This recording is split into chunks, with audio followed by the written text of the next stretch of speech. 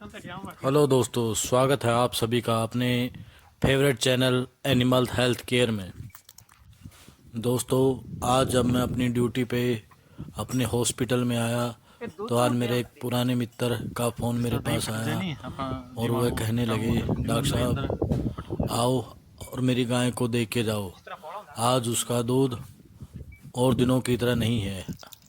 आज इसके दूध में छिछड़े आए हुए हैं और यह दही की तरह इसका दूध हो गया है। तो दोस्तों, आज हम बात करेंगे अपने पालतू पशुओं में जैसे गाय भैंस उनमें होने वाले थनैला रोग के बारे में कि थनैला रोग होता क्या है और यह क्यों होता है और इसके क्या लक्षण हैं और इसका क्या इलाज है।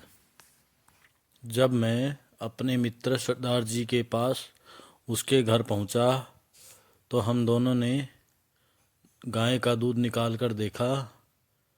मैंने पाया कि गाय का दूध अब दूध न होकर एक दही की तरह चिपचिपा हो चुका है और उसके अंदर से बहुत ही छिछड़े वाला, जैसे कि एक दही होती है उस टाइप का वह दूध निकलने लगा है। मैंने उसके थन को दबा के देखा। उस थन के अंदर स्वेलिंग तो नहीं थी, लेकिन उसका दूध बिल्कुल ख़राब हो चुका था और इसमें इन्फेक्शन का स्तर काफ़ी बढ़ चुका था। दोस्तों, थनैला रोग को हमारी मेडिकल लैंग्वेज में मैस्टाइटिस बोला जाता है। मैस्टाइटिस को हम मुख्य रूप से 3 हिस्सों में बांटते हैं: क्लिनिकल, सब क्लिनिकल और क्रॉनिक मैस्टाइटिस। पशुपालक कैसे पहचान करे कि उसकी जो गाय या भैंस है उसको किस प्रकार का थनैला रोग हो गया है? तो उसकी मुख्य पहचान यह है कि जब पशुपालक देखता है कि उसकी गाय का जो आडर है वह सूज गया है और उसका कलर लाल हो गया है तो वह क्लिनिकल मैस्टाइटिस होता है और इसके अंदर पशु का दूध पानी जैसा हो जाएगा या उसमें हल्के हल्के फ्लैक्स नज़र आएंगे। टेम्परेचर चेक करने पर उसका टेम्परेचर 102 से 107 तक मिलेगा। क्लिनिकल मैस्टाइटिस को स्वेलिंग के आधार पर 3 मुख्य भागों में बांटा जाता है: पर एक्यूट, एक्यूट और सब acute clinical mastitis.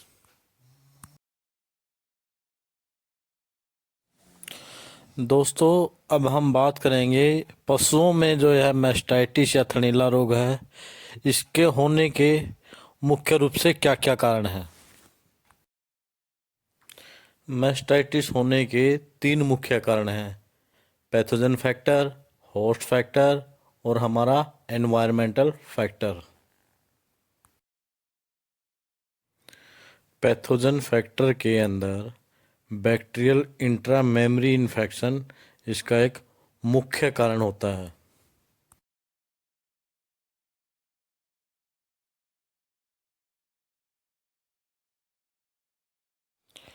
Bacterial infection यह 2 तरह से होता है, एक कंटेजियस रूप से और दूसरा एनवायरमेंटल रूप से। जब आप ऐसी गाय का दूध निकालते हैं जिसको थनैला हो चुका है और बगैर अपने हाथ धोए उस गाय का दूध निकालने के बाद जब किसी दूसरी गाय का आप दूध निकालते हैं तो आपके हाथों के द्वारा वह बैक्टीरिया एक स्वस्थ गाय के अडर में इंटर कर जाएगा और उस गाय को भी वह थनैला रोग कर देगा। इसे हम कंटेजियस मैस्टाइटिस बोलेंगे। दूध देने वाली गाय या भैंस में इस प्रकार यह बहुत जल्दी से फैलता है। बैक्टीरियल इंट्रामेमरी इन्फेक्शन यह लगभग 100 से भी ज़्यादा बैक्टीरियों से होता है। ये जो बैक्टीरिया होते हैं ये मुख्य रूप से 2 प्रकार के होते हैं। पहला है ग्राम पॉजिटिव बैक्टीरिया और दूसरा है ग्राम नेगेटिव बैक्टीरिया। इसकी पहचान हम दूध को लेबोरेटरी में ले जाकर उसका कल्चर टेस्ट करवाने के बाद हमें यह पता लग जाएगा कि मैस्टाइटिस का बैक्टीरिया किस प्रकार का है, कि वो ग्राम पॉजिटिव है या ग्राम नेगेटिव है। इसके अलावा हमें उस एंटीबायोटिक्स का भी पता लग जाएगा कि वह जो एंटीबायोटिक है वो किस प्रकार के बैक्टीरिया के लिए सेंसिटिव है, रेजिडेंस है और इफ़ेक्टिव है। अब हम बात करेंगे दूसरे फैक्टर, होस्ट फैक्टर के बारे में। होस्ट फैक्टर के अंदर मुख्य रूप से ब्रीडिंग आती है और उसके जेनेटिक फैक्टर आते हैं। ब्रीडिंग फैक्टर के अंदर हम देखते हैं कि हमारा जो पशु है वो किस प्रकार का ब्रीड का है।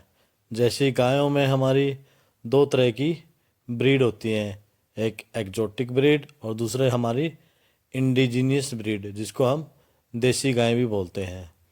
देसी गायों की तुलना में एक्जोटिक गायों के अंदर मैस्टाइटिस बहुत अधिक मात्रा में होता है, क्योंकि ये हाई यील्ड वाली ब्रीडिंग होती है, यानी कि इनका दूध हमारे देसी गायों से ज़्यादा होता है। एक्जोटिक ब्रीड के अंदर हमारी एचएफ आती है, जर्सी आती है और अन्य क्रॉस ब्रीड आती है। और हमारी इंडिजीनियस ब्रीड के अंदर हमारी हरियाणा, साहिवाल, गिर, थारपारकर आदि अन्य नस्ल की गायें आती हैं। तीसरे फैक्टर एनवायरमेंटल फैक्टर के अंदर हमारी एनवायरमेंटल कंडीशन और मैनेजमेंट प्रैक्टिस आती है। अगर आपकी एनवायरमेंटल कंडीशन और आपकी मैनेजमेंट कंडीशन सही नहीं है तो आपके पशुओं में मैस्टाइटिस होने का खतरा ज़्यादा रहता है। पशुओं में जो थनैला रोग होता है, इसको हम मुख्य रूप से 3 प्रकार की पैथियों से इसका इलाज करते हैं। पहली है एलोपैथी, दूसरी होम्योपैथी और तीसरा हमारा आयुर्वेद।